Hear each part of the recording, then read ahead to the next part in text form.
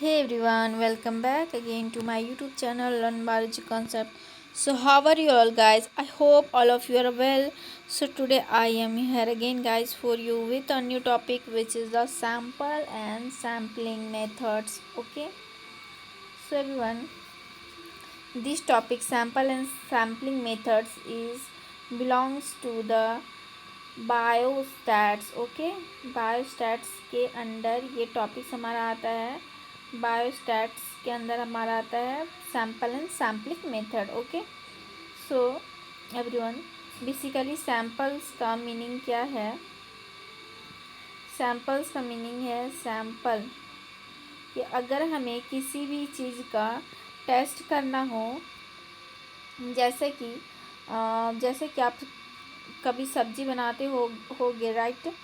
तो अगर हमें सब्ज़ी में नमक चेक करना है कि कितना नमक है, अ, या फिर कोई और चीज़ बनाते होगे, कोई और डिशेस में अगर हमें बैटर में अगर चीनी चेक करना हो, चीनी की कितना चीनी है, सही है, टेस्ट के अनुसार है या नहीं, तो हम लोग सिर्फ वन ड्रॉप से ही हम लोग टेस्ट कर सकते हैं। वन ड्रॉप सैंपल से हम लोग टेस्ट कर सकते हैं कि पूरी सब्ज़ी में कितनी नमक है, या ज़्यादा नमक है या कम नमक है। जस्ट लाइक उसी तरह सैंपल है, अगर हमें किसी चीज़ का, कोई भी पॉपुलेशंस का हमें कुछ सैंपल कुछ टेस्ट करना हो, तो हम लोगों को एक सैंपल, एक एवरेज सैंपल से ही हमें पता चल जाता है कि वहाँ पर हमारा क्या रिज़ल्ट है।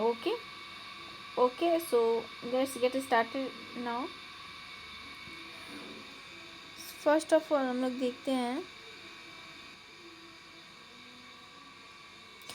While procuring any data is required sampling. Okay, अगर कोई भी डाटा हमें चाहिए तो हमें सैम्पल ज़रूरत पड़ती है, सैम्पलिंग की ज़रूरत पड़ती है। Sampling, a sample is a subset of individuals from a larger populations. Okay, large populations है, ठीक है, पॉपुलेशंस लार्ज है और उसमें क्या है, सैम्पल क्या है, sample is a subset of individuals, individual का सबसेट है, एक छोटा सा अमाउंट है जिससे हमें क्या होता है, जो हमें ज़रूरत पड़ती है, रिक्वायर्ड पड़ती है डाटा का, कोई भी डाटा का रिपोर्ट को तैयार करने में। ओके सो एवरीवन, अब हम लोग देखते हैं sampling means methods of selecting the groups samples from a populations in order to determine the characteristics of a populations। Okay, sampling methods में यही पढ़ना है कि हम लोग सैम्पलिंग का मेथड क्या होना चाहिए, किस मेथड से हम लोग को सैम्पल को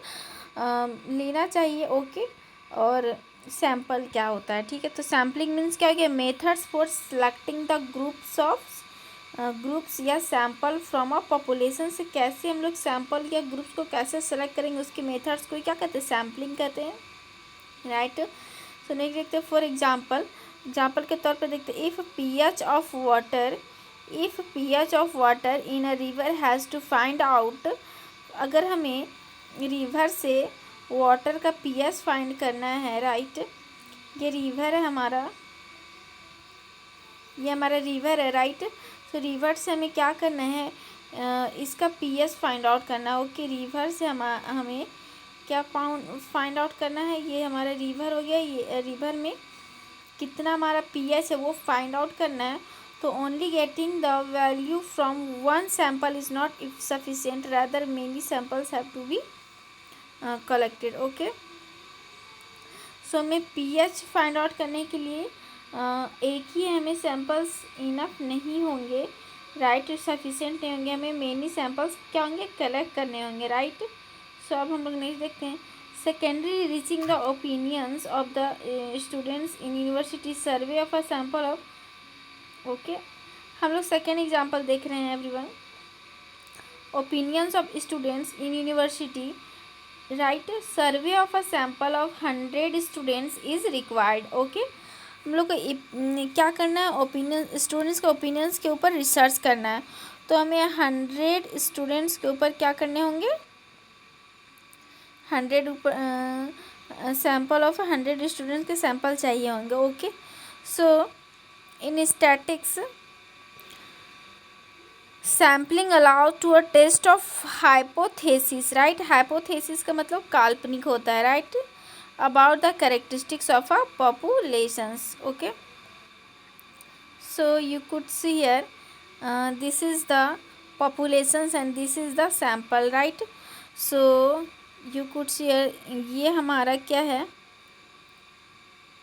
ये हमारा sample A, sample B, sample C, sample D, sample E, sample F, sample G and sample H, right.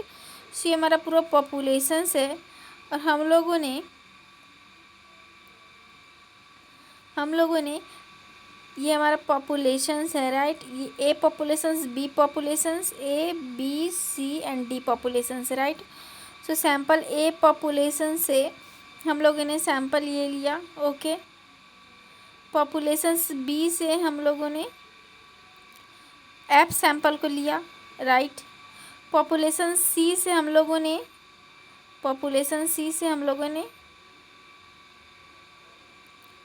Sample नहीं लिया है। और पॉपुलेशंस डी से हम लोगों ने, डी से भी पॉपुलेशंस से भी सैंपल लिया और एच से भी हम लोगों ने पॉपुलेशंस का सैंपल लिया, ओके। सो एवरीवन, ये हमारा theoretical basis of sampling. Theoretically the sampling is based on two laws of statistical regularity. It states that sample is drawn randomly from a populations and such sample possess the same characteristics as that of populations, okay. Law of statistical regulatory का मतलब क्या है कि random, sample is drawn random, हम लोग sample को randomly drawn करेंगे, randomly pick करेंगे। जबकि एक और दूसरा क्या है, law of inertia of large numbers. It dictates that besides above, it dictates that larger size of sample, the greater the accuracy results, okay. ये क्या करता है, लार्जर साइज सैम्पल्स को क्या बोलता है, law of inertia of large numbers. Hence sampling is a scientific methods adopted for biological data analysis, right. Sampling कौन सा मेथड है, साइंटिफिक मेथड्स है। और इसे क्यों अपनाया गया है, क्योंकि इससे हम लोग बायोलॉजिकल डाटा को एनालाइज कर सकते हैं। सो हम लोग नेक्स्ट देखते हैं, characters of the good sampling के क्या क्या कैरेक्टर्स होने चाहिए। To extrapolate the interference of sample to the populations, the sample should be representative of a populations, okay. Should be large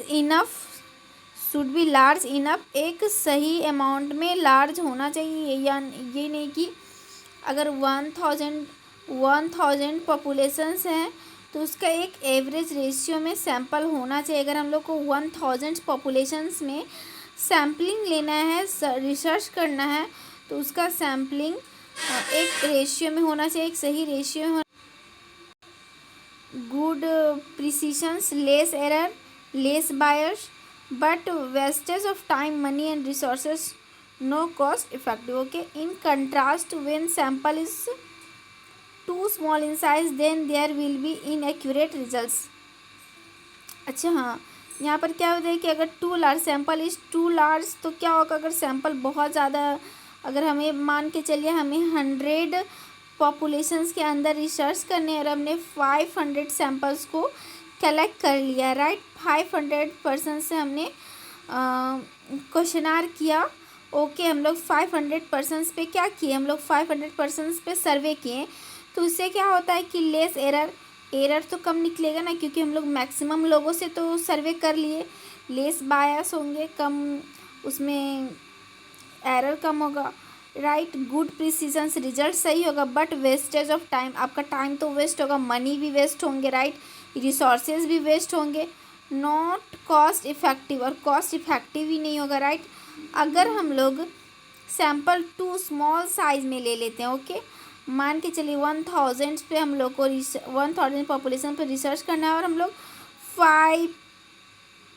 1 to 5% पे सर्वे कर रहे हैं, तो हमारा क्या हो सकता है, हमारा रिजल्ट इनएक्यूरेट रिजल्ट हो सकता है, मोर सोर्सेस ऑफ बायोनेस हो सकते हैं, right. Power of study comes down, हम लोग पावर ऑफ स्टडी भी कम डाउन, नीचे हो जाएंगे, okay. So everyone, a study fails to give meaningful information, हमें नहीं मिलेगा, वेस्ट ऑफ रिसोर्सेस हो जाएगा, इनएक्यूरेट स्टडी हो जाएंगे, ठीक है। Ethical issues about recruiting patterns becomes meaningless study हो जाएंगे, okay. Then usual questions arise what could be the size of good sample, okay. So हमारा गुड सैंपल साइज व्हाट होना, एवरेज आइडियल सैंपल साइज क्या होना चाहिए, okay. सो हम लोग देखते हैं एवरीवन। सो हम लोग यहाँ पर अब कैलकुलेट करेंगे calculations of the sample size based on the proportions, okay। So everyone, you could share sample size depend upon the proportions and is calculated by the Sloven's formula, okay। Sample size को calculate करने के लिए एक स्लोविन्स formula दिया हुआ है everyone, स्लोविन scientist के द्वारा। So you could see here guys, sample size किससे हम लोग डिनोट करते हैं, स्मॉल एन से, and capital N is the population size and capital small is the margin of error, okay. So everyone, आप यहाँ पे देख सकते हो sample size equal to capital N divided by 1 plus N into e square bracket में उसके बाद N से मल्टीप्लाई कर दिया गया, okay. So you could see here everyone, ये हमारा हो गया स्लोविन्स का, ये हमारा फार्मूला हो गया कि स्मॉल एन बराबर capital N divided by 1 plus N into e square multiplied by N, okay. So everyone, ये हमारा हो गया Slovin's formula calculations of sample size को कैलकुलेट करने के लिए। अब हम लोग देखते हैं नीचे, a good maximum sample size is usually around 10% of the populations, okay everyone, 10% of the populations, okay, 10%। जैसे कि हमारा 1000, जैसे कि फॉर एग्जांपल हमारा 1000 पॉपुलेशंस के ऊपर हमें रिसर्च करना है, तो इसका गाइस 10%, इसका 10% हमें क्या होगा, सैंपल चाहिए होंगे, ओके। इसका हम लोग कितना चाहिए होगा, 1000 का 10% हमें क्या चाहिए होगा, सैंपल साइज चाहिए होगा, right. So you could share as long as this does not exceed 1000, okay। For example, in a population of 5000, 10% would be 500, right। अगर हम लोगों को 5000 पॉपुलेशंस पे रिसर्च करना है तो हमें क्या चाहिए, 5000 का 10% कितना होगा गाइस, 500 होगा। तो 5000 के हमें 500 पॉपुलेशंस के क्या चाहिए, सैंपल्स चाहिए, यानी कि 10%, 5000 का 10% क्या होगा, 500 होगा। नेक्स्ट देखते हैं, इन अ पॉपुलेशंस ऑफ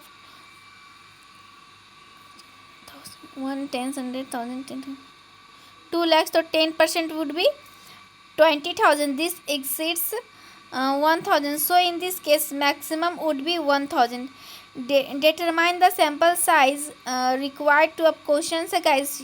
सो आप यहाँ पे देख सकते हो, ये हमारा क्वेश्चन है, okay. Determine the sample size required to find out the proportions of MSc zoology students receiving corona vaccines, okay. Corona vaccines जो रिसीव किए थे स्टूडेंट्स, उसके ऊपर हम लोग को क्या करना है, सैम्पल साइज फाइंड आउट करना है। If vaccination coverage area in the studies was 80%, okay. 80% area में स्टडी किया गया कि 80% एरिया में क्या हो गया, वैक्सीनेशन कवरेज हो चुका है, ओके। सो हमें सैम्पल साइज की ज़रूरत पड़ेगी इधर वैक्सीनेशन, ओके। सो हम लोग देखते हैं, count the number of students, सबसे पहले हम नंबर ऑफ स्टूडेंट्स काउंट करेंगे, ओके। कॉन्फिडेंस लेवल 80% है हमारा, तो एरर कितना है, 20% है। कॉन्फिडेंट है कि 80% स्टडी कवरेज एरिया हो गया है। थर्ड है कि put the value of formula in n, okay. So if the instance capital N, अगर स्टूडेंट्स 100 है तो स्मॉल एन बराबर क्या होगा, 100/520। So therefore sample size is कितना हो जाएगा, 20, ओके। सैम्पल साइज कितने हो जाएंगे एवरीवन, 20।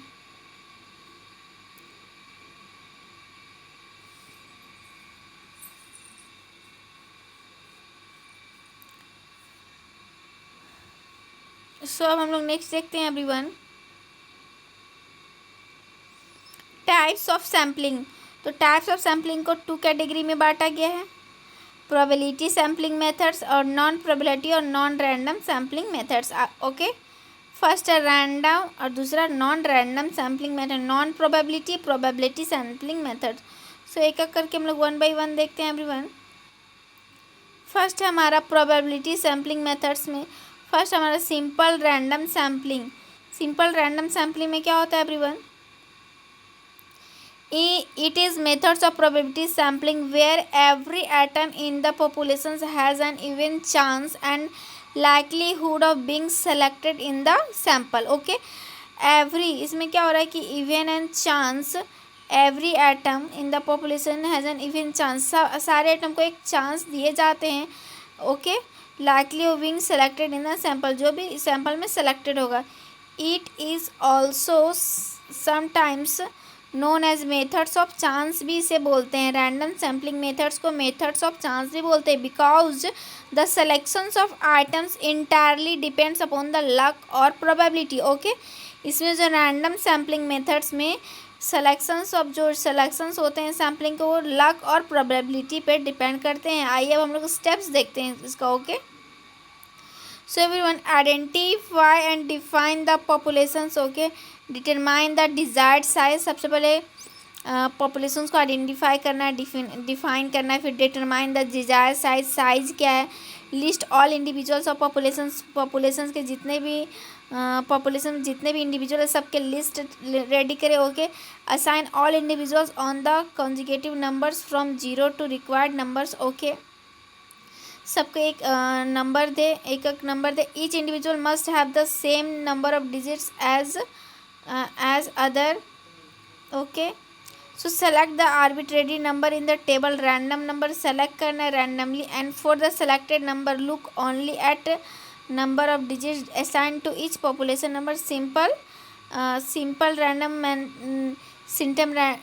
सिंपल रैंडम में सैम्पलिंग में भी 2 टाइप्स के हो सकते हैं, लॉटरी मेथड्स। तो लॉटरी मेथड्स में देख सकते हो guys, in this method each individual is allotted a number, हर एक इंडिविजुअल को एक नंबर दिया जाता है। Chit of each number is prepared and folded uniformly, हर एक इंडिविजुअल का एक चीट तैयार किया जाता है, उसे फोल्ड करके, ओके, यूनिफॉर्मली सेम जैसा फोल्ड करके एक वे में, and mixed a definite number of slips, और उसे फिर क्या किया, मिक्स कर दिया गया, एंड चूजेज एज पर द सैम्पल साइज, चूज करके। Okay, it is a popular method and the method becomes troublesomes if population is large. अगर पॉपुलेशन लार्ज है तब ये क्या हो सकती है, दिक्कत कर सकती है, प्रॉब्लम हो सकता है। ठीक है, स्मॉल साइज पॉपुलेशंस में ये लॉटरी मेथड्स बहुत ही पॉपुलर है। नेक्स्ट हम लोग देखते हैं रैंडम नंबर टेबल्स। इसमें क्या होता है guys, in the random number methods में assign every individuals are numbers. Okay, हर एक इंडिविजुअल्स को एक एक नंबर दिया जाता है by using a random number देके जेनरेटर और random number tables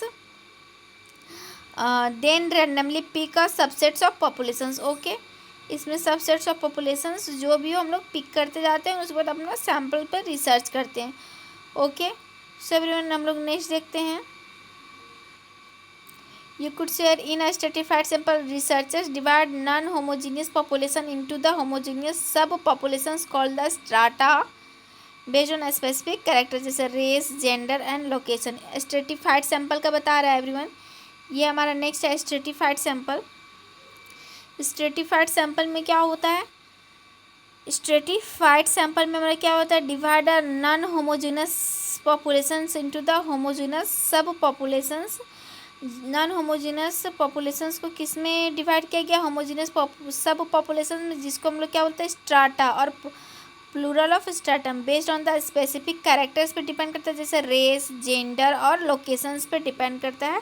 stratified samples यानी कि कैटेगरी किया गया।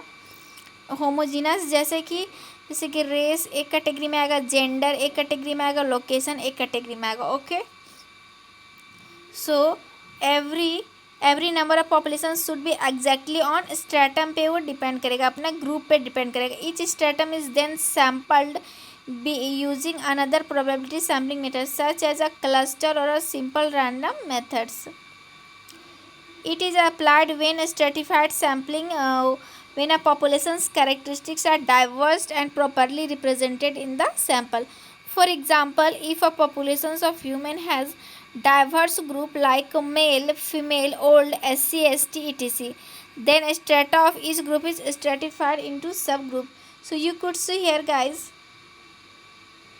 ये हमारा पॉपुलेशन है, ये हमारा स्ट्रेटा है, रैंडम सिलेक्शन है, ये हमारा क्या हो गया सैम्पलिंग है. ओके, सो आप यहाँ पर देख सकते हो. नेक्स्ट है types of proportion to size. In this case fixed proportions of or percentage of items is selected from each groups or stratum. For examples, so everyone ये हमारा सिंपल रैंडम सिलेक्शंस का डायग्राम था, simple random sampling का diagram था. ये हमारा strata का चल रहा है कंटिन्यूएशन. ओके, सो एग्जांपल के तौर पे हम लोग लिखते हैं कंसिस्ट ऑफ स्पेसीज ए के पास 150 एंड स्पेसीज बी के पास 250 है, तो देन इक्वल प्रोपोर्शन से 10% individuals are selected in order to select the sample. Okay, हम लोग को 10% सेलेक्ट करना होगा. तो so it will be 15 from species A and 25 from species B. Okay, इसका 10% 15, इसका 10% 25. This proportions to size. If different state exhibit different tables within strata variability, then disproportionate size is considered. Okay. So example इसका है, यहाँ पर आप देख सकते हो इसके डिमेरिट्स दिए हुए guys. So ये इसके डिमेरिट्स दिए हुए हैं. एंड अब हम लोग देखेंगे नेक्स्ट नॉन रैंडम सैम्पलिंग. अब देखेंगे हम लोग नॉन रैंडम सैम्पलिंग में हमारा थ्री टाइप्स है, जजमेंट, कोटा और convince sampling. Right.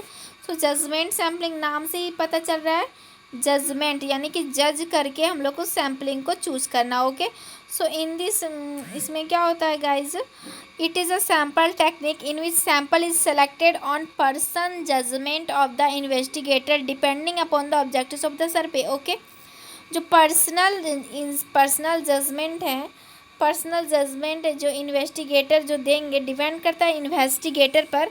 Personal judgement पे वो क्या करते हैं, सैंपल को सेलेक्ट करते हैं. ओके, फॉर एग्जांपल के तौर पर हम देखते हैं कि on the basis of experience और investigator select eutrophied ponds lakes to study the diversity of fishes, mean he is ignoring the non eutrophied. It is good but result will be partial or biased. Okay, so अगर हमें किसी river का study करना होगा everyone, तो हमें किसी investigator या एक्सपीरियंस पर्सन से हमें क्या होगा, जजमेंट लेना होगा. उसके बाद ही हम लोग यूट्रीफाइड फिशेस पे, यूट्रीफाइड लैक्स या पॉन्ड पे हम लोग स्टडी करेंगे डाइवर्सिटी ऑफ फिशेस का.